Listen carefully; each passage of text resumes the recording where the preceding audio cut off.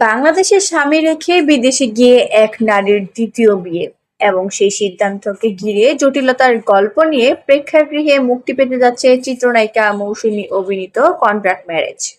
সিনেমাটি পরিচালনা করেছেন হাসান জাহাঙ্গীর। ছবিটি মুক্তির আগেই বিতর্কিত। এই বিষয়ে তীব্র আপত্তি জানিয়েছেন মৌসুমী ও তার স্বামী চিত্রনায়ক ওমর সানি।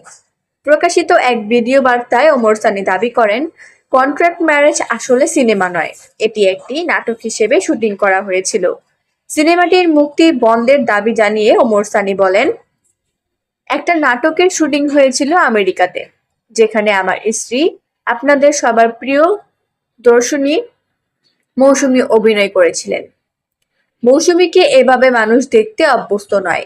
আমি এর তীব্র প্রতিবাদ জানাচ্ছি। এটা বন্ধের অনুরোধ জানাচ্ছি। একই ভিডিওতে ভয়েস ওভারে নিজের অবস্থান তুলে ধরেন মৌসুমীও। তিনি বলেন, কন্ট্রাক্ট ম্যারেজ একটা 1 ঘন্টার নাটক ছিল। আমেরিকাতে এটা শুটিং হয়।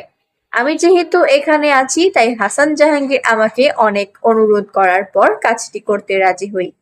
2 দিন শুটিং করার পর সে জানায় আরেকদিন শুটিং করতে হবে। সেটাও করে দিলাম।